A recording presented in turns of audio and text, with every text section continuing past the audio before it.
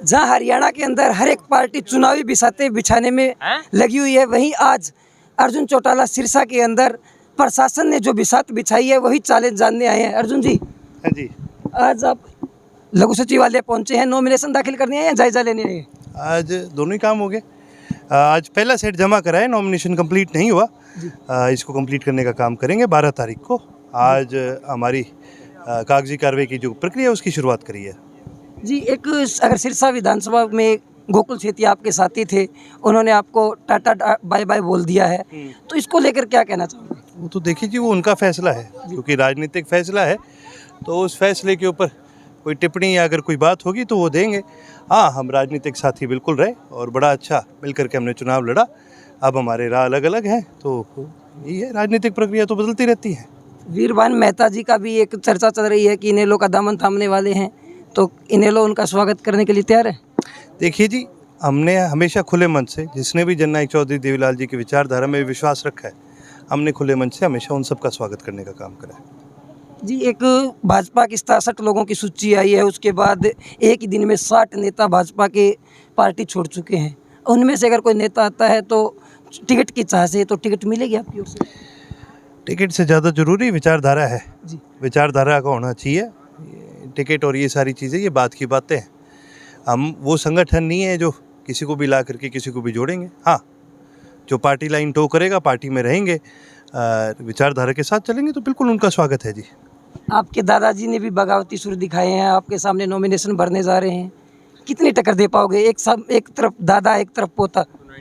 देखिए जी, हमारी ये लड़ाई तो 91 से चल रही है, और इसमें आप दादा पोता ना करिए। ये लड़ाई विचारधारा की है। जब विचारधारा की लड़ाई होती है, परिवार नहीं देखे जाते, लड़ाई लड़ी जाती है। हम पहली बार नहीं लड़ रहे हैं आमने सामने, और मेरे ख्याल ये आखिरी बार भी नहीं होगा।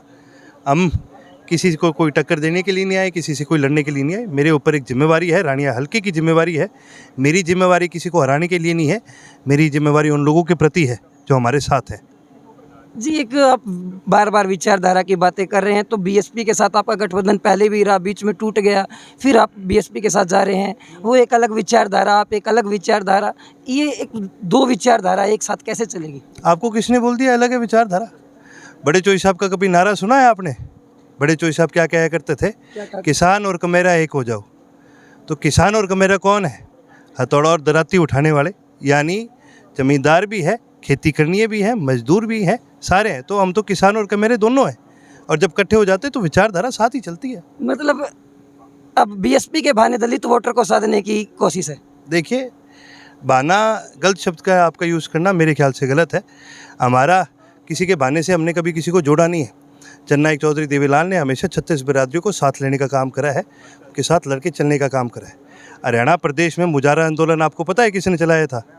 किसने चलाया था? देवीलाल जी। तो फिर ये बहाने वाली बात ना करो, हम सबको साथ वैसे ही लेकर के चलने वाले लोग हैं जी। एक आखिरी सवाल, रानिया विधानसभा से आपने आज पहला सेट जमा करवा दिया है, आगे आप नॉमिनेशन पूरा संखानंद करते आएंगे।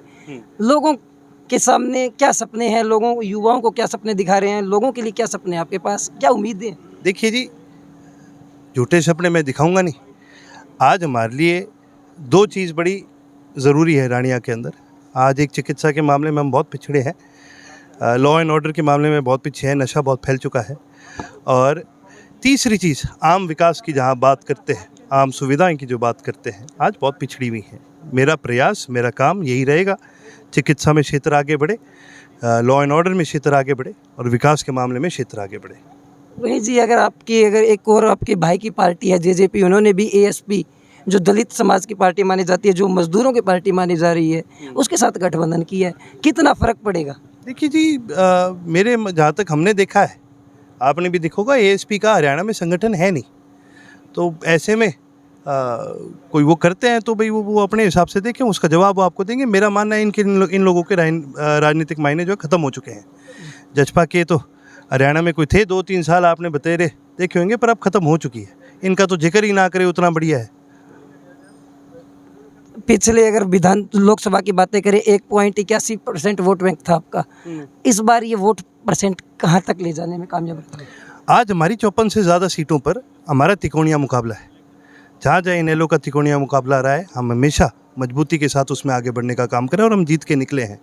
ये जो वोट परसेंटेज होती है, ये बढ़ती है और ये घटती है। आप 1% की बात करते हो, आज उससे अगला आंकड़ा मैं आपको गिना देता हूँ। उसके बाद हरियाणा में जिला परिषद के चुनाव हुए, सारी अपोजिशन पार्टीज लड़ी, एक सिंगल अपोजिशन बता दो इनेलो के अलावा जिसने अपना चेयरमैन बनाया हो, बता सकते हो? गिना सकते हो? नहीं गिना सकते। तो ये आंकड़े मुझे मत गिनाओ, ये आंकड़ों के साथ लड़ना हमारा रोज़ का काम है। आंकड़े तब तक कामयाब है जब आप लोगों के बीच में नहीं जाओगे। फेरबदल आते हैं राजनीति में, आज हम लोगों के बीच में रह करके सक्रिय तरह से काम कर रहे हैं। इन पुराने आंकड़ों को हम ख़त्म करने का काम कर रहे हैं। रानिया विधानसभा में जीत को लेकर कितने आश्वस्त? आज जीत को लेकर के मैं भी पूरा आश्वस्त हूँ, पूरा विश्वास है मुझे, और मेरे से ज़्यादा मुझे इस बात का विश्वास है कि बुज़ुर्गों का, युवाओं का मुझे पूरा साथ है। तो हमारे साथ थे अर्जुन चौटाला, जिनका साफ कहना है कि आंकड़े बदलते रहते हैं, यही राजनीति है। राजनीति के अंदर चुनावी बिसाती बिछाई जाती है और उन्हीं चालों के ऊपर चुनाव जीता जाता है। लेकिन फिलहाल वो कह रहे हैं कि हमारे पास दिखाने को युवाओं के लिए सुनहरे सपने हैं, रोजगार जैसी बातें कर रहे हैं। वहीं दलित वोटर को साधने के लिए वो कह रहे हैं कि बीएसपी और लोकदल की जो विचारधारा है वो एक है। अब देखना होगा कि आने वाले चुनाव में आईएनएलडी कितना दमखम दिखाती है। आप देखते रहिए न्यूज़ टाइम। मैं आपका अपना साथी प्रदीप पिलानिया।